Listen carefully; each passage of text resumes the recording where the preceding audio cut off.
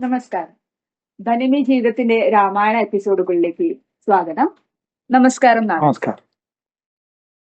യഥാർത്ഥത്തിൽ ഈ രാമായണം എന്ന് പറയുന്ന ഒരു സംഭവം അല്ലെങ്കിൽ ഈ ഒരു ഗ്രന്ഥം ശരിക്കും സംഭവിച്ചത് തന്നെയാണോ? എന്താണ് നാഥൻ സാറിന് പറയാനുള്ളത്? 5000 6000 കൊല്ലം മുമ്പോ നടന്ന ഒരു കഥയാണല്ലോ അത്. അതെ, ഇപ്പൊ ഒരു കഥ നടക്കുന്നു നോക്കിയാ. ഒരു കഥ വെച്ചാൽ നമ്മുടെ ജീവിതത്തിൽ ദിവസേന കഥയാണല്ലോ. നമ്മൾ കാണുന്നതും കേൾക്കുന്ന കഥയാണല്ലോ. ചാനലിൽ വരുന്നൊക്കെ കഥകളാണല്ലോ ഒക്കെ. അത് 10 പത്രങ്ങളിൽ 10 രീതിയിൽ എഴുതിയിരിക്കുന്നു. സത്യമാണോ എന്ന് വെച്ചാൽ 10 രീതിയിലാണ് എഴുതിയിരിക്കുന്നത്. ഇപ്പൊ നടന്നുകൊണ്ടിരിക്കുന്ന ഒരു കാര്യമായിരിക്കും. അതെ, ഇന്നലെ നടന്നൊരു കാര്യമായിരിക്കും. കോടതിയിൽ വരുമ്പോ ഇതൊന്നുമല്ല ഇവിടുത്തെ സത്യം വരിക. സത്യത്തിന് മാറ്റം വരും. അത് കഴിഞ്ഞിട്ട് ചരിത്രം എഴുതി വെക്കുന്നവർ അവിടുന്ന് ഇവിടുന്നൊക്കെ തേടി പിടിച്ചിട്ട് അവരാണല്ലോ ചരിത്രം ഉണ്ടാക്കുന്നത്. അപ്പൊ യഥാർത്ഥത്തിൽ ഇത് മുഴുവൻ ലിറ്ററേച്ചറിലേക്കാണ് ഒടുവിൽ വരണത്. നടന്നോ ഇല്ലയോ എന്നുള്ളതല്ല അവിടെ ചോദ്യം. അത് വാൽമീകിയെ പോലുള്ള ഗ്രന്ഥകാരന്മാർ എഴുതിയപ്പോൾ അതില് വളരെ അർത്ഥതലങ്ങൾ വന്നു. അപ്പൊ ഒരു എഴുത്തുകാരൻ എഴുതുമ്പോൾ ഉണ്ടായത് തന്നെ, പക്ഷെ ഉണ്ടായത് തന്നെ ഇപ്പോ നമ്മുടെ തൊട്ട വീട്ടിലെ മീനാക്ഷി കുട്ടി നമുക്ക് പരിചയമുള്ള രാഘവനും തമ്മിൽ പ്രണയത്തിലായി നോക്കിയ ഞാനത് കഥയാക്കിയിട്ട് എഴുതുമ്പോ എന്തായി? അതിന്ന് വളരെ അത്ഭുതം.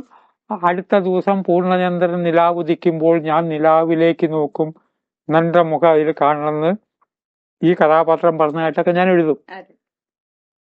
അതുപോലെ അത് വാൽമീകി എഴുതുമ്പോൾ അതിലേക്ക് അനവധി അർത്ഥതലങ്ങൾ വന്നു. ഇപ്പോ നോവലുകൾ ഏറ്റവും അധികം വായിക്കാനുള്ള കാരണം അത് നിത്യജീവിതമായിട്ട് ബന്ധമുണ്ടായതുകൊണ്ടാണല്ലോ നോവൽ വായിക്കുന്നത്. അപ്പൊ ഞാൻ എഴുതിയ നോവലാണ് ചാർട്ട, വാണിയങ്കളത്തെ കന്ന് കച്ചവടക്കാരുടെ കഥ. അത് എഴുതുമ്പോ ആ കന്ന് കച്ചവടക്കാരും ആളുകളൊക്കെ അവിടെയുണ്ട്. ആ പശ്ചാത്തലത്തിൽ തന്നെയാണ് എടുക്കുന്നത്. പക്ഷെ പുസ്തക രൂപത്തിലേക്ക് വരുമ്പോ അതിൻ്റെ ഒരു വ്യാകരണം വരും. ചെമ്മീൻ എന്നുള്ളത് മീൻ പിടുത്തക്കാരുടെ കഥയാണെങ്കിൽ ശരി, അതിലത്തെ ലവ് സ്റ്റോറികൾ പ്രത്യേക രീതിയിൽ പറഞ്ഞപ്പെട്ടു. അപ്പോ വാൽമീകി പറഞ്ഞാണ് ഇപ്പൊ നമുക്ക് കിട്ടിയിരിക്കുന്നത്.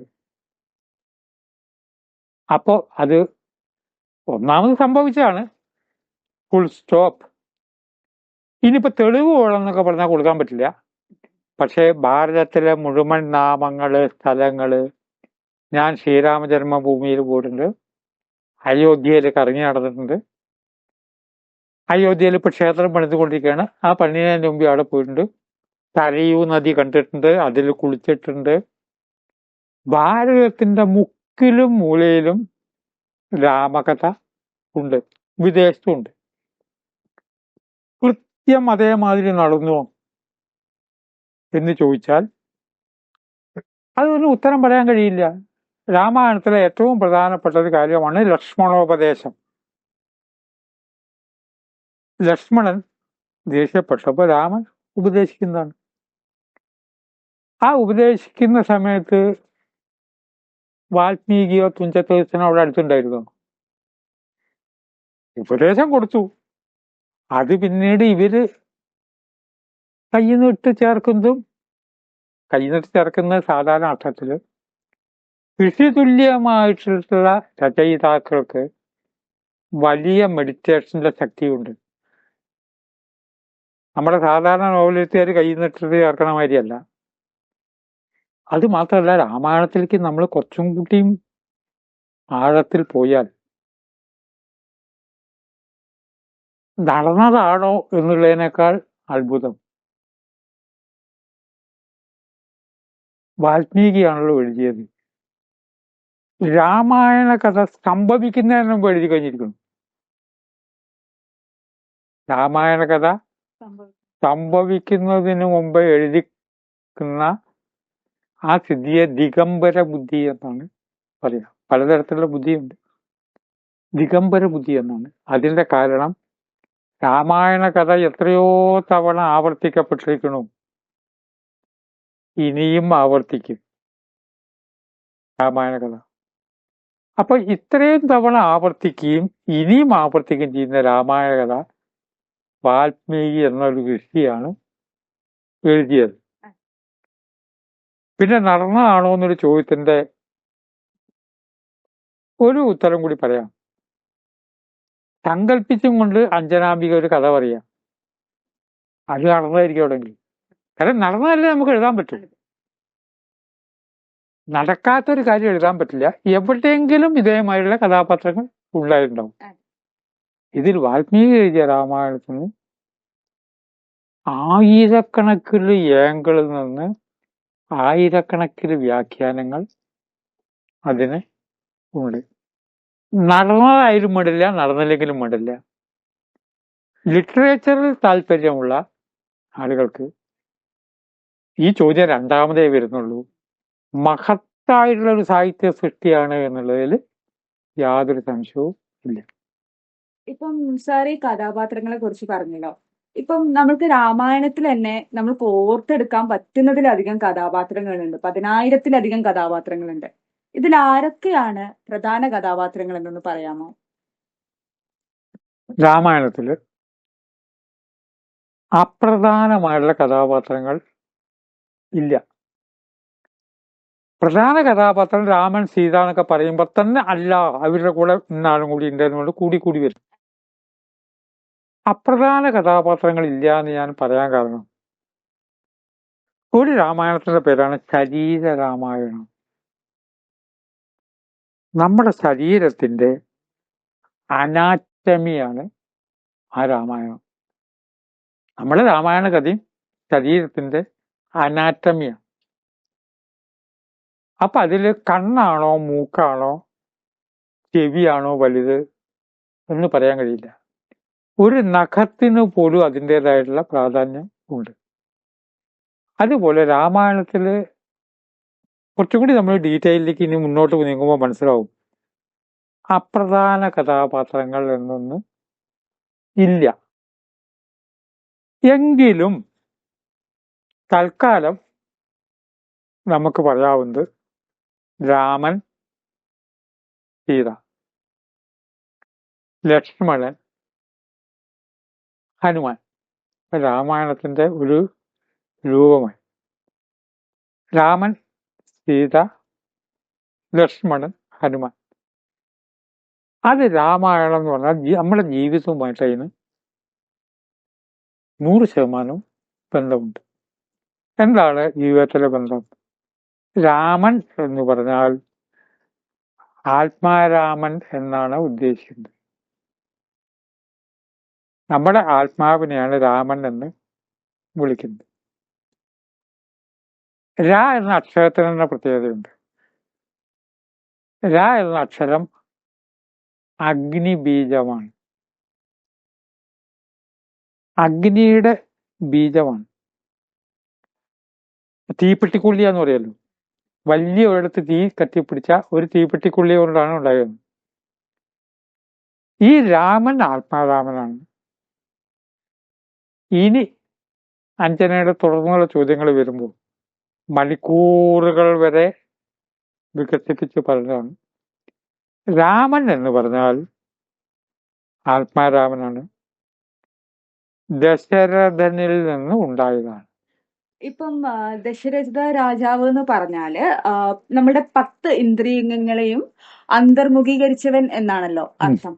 ഇത്രയും ശക്തനായിട്ടുള്ള ഒരു രാജാവ് എങ്ങനെയാണ് സ്വന്തം മകന്റെ മരണത്തിൽ വേദനിച്ച് മരിച്ചത്? രാമായണ കഥ എഴുതുമ്പോൾ ഏതെങ്കിലും ഒരു കഥാപാത്രത്തെ മഹത്വവൽക്കരിക്കുക എന്നുള്ള അങ്ങനെ ലക്ഷ്യമൊന്നും രചയിതാവിനില്ല. മഹത്വവൽക്കരിക്കൊന്നും വേണ്ട. രാമൻ അവതാരമാണ്, അതേ സമയത്ത് രാമൻ സാധാരണ മനുഷ്യനുമാണ്.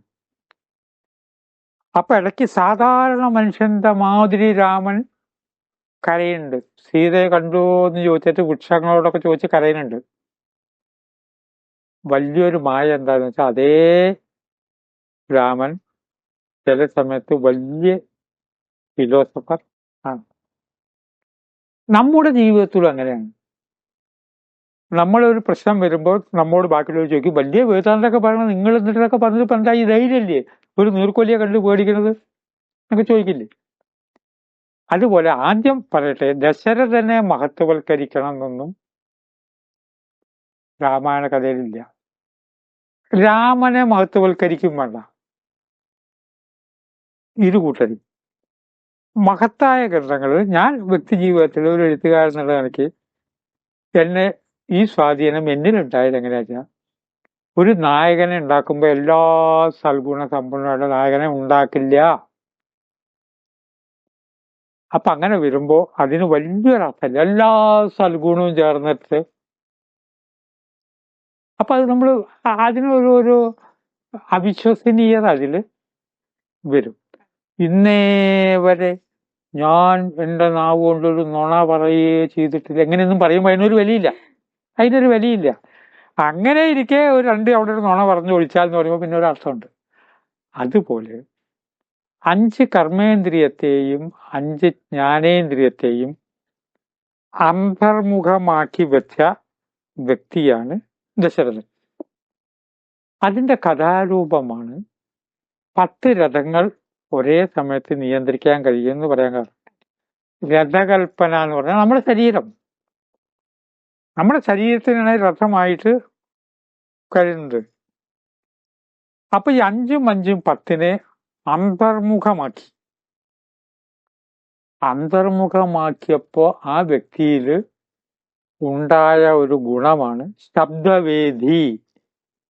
ദശരഥന്റെ പേരാണ്. എവിടെ ശബ്ദം കേട്ടുവോ ഇവിടുന്ന് അമ്പ ചെയ്താൽ ആ ശബ്ദം കേട്ടോടത്തിലേക്ക് അത് ചെന്ന് പതിക്കും. ഇത്രയും ഗുണപാഠം നമ്മൾ ദശരഥൻ നിന്ന് പഠിച്ചു. ദശരഥന്റെ മിടുക്കിനെ പറ്റി പറഞ്ഞു. ഇനി ദശരഥൻ ഒരു കാര്യം കൂടി പഠിക്കുമ്പോഴേ സമ്പൂർണ്ണമാവുള്ളൂ. ഈ ശബ്ദവേദി എന്ന കഴിവിനെ ദശരഥൻ മിസ്യൂസ് ചെയ്തു എന്നുള്ളൊരു സത്യം. മിസ്യൂസ് ചെയ്താൽ എന്ത് സംഭവിക്കുന്നുള്ളത് ജനങ്ങൾക്ക് അറിയണമെങ്കിൽ ആ കഥ അങ്ങനെ ആവണ്ടേ, കണ്ടും വേണ്ടേ. സൈക്കിള് നന്നായിട്ട് ഓടിക്കാൻ കഴിയുന്ന ഒരാൾ അയാളുടെ കഴിവ് കാണിച്ചു. ഓടിക്കുന്നതിൽ ഒരു അശ്രദ്ധ പറ്റിയിട്ടുണ്ടെങ്കിൽ എന്ത് സംഭവിക്കുന്ന അറിയണമെങ്കിൽ ഒരു അശ്രദ്ധ കാണിക്കണ്ടേ ആണ്. അത് ഇത്രയും മഹത്തായുള്ള സിദ്ധിയെ ദശരഥൻ ആന വെള്ളം കുടിക്കുന്ന സമയത്ത് ആന വെള്ളം കുടിക്കുകയാണെന്ന് വിചാരിച്ച് അമ്പ ചെയ്തപ്പോൾ ഒരു ഹിംസാത്മകമായിട്ടാണ് അതിനെ ഉപയോഗിച്ചത്. അതിന്റെ വീഴ്ച സംഭവിച്ചു. തീർന്നില്ല, ഒരു മഹർഷിപുത്രന്റെ ശാപം ഉണ്ടായി. ശാപത്തെക്കുറിച്ച് പറയുമ്പോൾ അനുഗ്രഹത്തെക്കാൾ ശക്തി ശാപങ്ങൾക്കുണ്ട്. ഇപ്പോൾ റെക്കിയൊക്കെ പ്രാക്ടീസ് ചെയ്യുന്നവർക്കറിയാം, ഒരാളുടെ രോഗം മാറുക, പരീക്ഷ പാസ്സാകുക, പല കാര്യങ്ങളിലും റെക്കി ചെയ്യാറുണ്ട്. പെട്ടെന്ന് ശപിക്കുമ്പോൾ ഇതിനേക്കാൾ പവർഫുള്ളായിട്ട് വരാറുണ്ട്. അതിന്റെ കാരണം അതിൽ ഒരു നെഗറ്റീവ് അംശം ഉണ്ടല്ലോ, അതിന് പവർ കൂടും. കനത്ത വേദനയും ബുദ്ധിമുട്ടും ആത്മനിന്ദയൊക്കെ വരുമ്പോഴാണല്ലോ മതിയായി എന്നുകൊണ്ട് ശപിക്കുന്നത്. അപ്പൊ ശാപത്തിന് കുറച്ചും കൂടി ഉയർന്ന തരംഗങ്ങളാണ് ഉള്ളത്. പുത്രശോകത്താൽ മരിക്കട്ടെ എന്ന് ശപിച്ചു. കഥയുടെ 2ാം ഭാഗം ആലോചിക്കണം. ഋഷിശാപം എപ്പോഴും ഗുണമാണ് ചെയ്യുക. വല്ലവരും ശപിച്ചതല്ല, വല്ലവരും ശപിച്ചാൽ ബലമില്ല. മെഡിറ്റേഷൻ പവറുള്ള വ്യക്തികൾ ശപിക്കുമ്പോൾ 50% അനുഗ്രഹമായിരിക്കും. ഒരു കഥ പറഞ്ഞുതരാം. പണ്ട് ഒരാൾ പറഞ്ഞു, നീ ഏഹ്, ഇന്നന്ന കാര്യങ്ങളൊക്കെ ചെയ്തിട്ട് മക്കളും പേരക്കുട്ടികളൊക്കെ ആയിട്ട് ഒടുവിൽ ദരിദ്രനായിട്ട് ഒരു കെട്ടിടത്തിന്റെ 100-ാം നിലയുടെ മുകളിൽ നിന്ന് വീണ് മരിക്കട്ടെ. ശാപ കെട്ടിടത്തിന്റെ 100-ാം നിലയുടെ മുകളിൽ നിന്ന് വീണ് മരിക്കട്ടെ എന്നുള്ള ശാപം മാത്രം ആദ്യം കേട്ടെ. മുഴുവൻ അനുഗ്രഹമാണ്. ഈ 100 നില കെട്ടിടം ഇയാളുടെയാണ്. മക്കൾ സുഖമായി ജീവിച്ചു, പേരക്കുട്ടികൾ സുഖമായി ജീവിച്ചു. ഇതിൽ 90% അനുഗ്രഹ. മരണത്തിന്റെ കാര്യത്തിൽ മാത്രമേ ഇതുള്ളൂ. അതുപോലെ പുത്രശോകത്താൽ എന്ന വാക്കുകൊണ്ടാണ് പുത്രന്മാരുണ്ടായത്. അപ്പോ ഏത് പുരാണത്തിലെ ശാപം എടുത്തിരുന്നാലും ആ ശാപം എന്ന് പറയുന്നത് അനുഗ്രഹം ആയിരിക്കും. അപ്പൊ ദശരഥനിൽ നിന്ന് നമുക്ക് എന്ത് പഠിക്കാനുള്ളതാണ്? അതുകൊണ്ട് ദശരഥന് പുത്രശോകം ഉണ്ടായി, പുത്രന്മാർ ഉണ്ടാവുകയും ചെയ്തു. ആ കാര്യം സാധിച്ചു. ഗുണപാഠം: ഈ സിദ്ധി ഉള്ളവര് അതിനെ മിസ്യൂസ് ചെയ്യരുത് എന്നുള്ളതാണ് പഠിക്കാനുള്ളത്. നന്ദി സർ.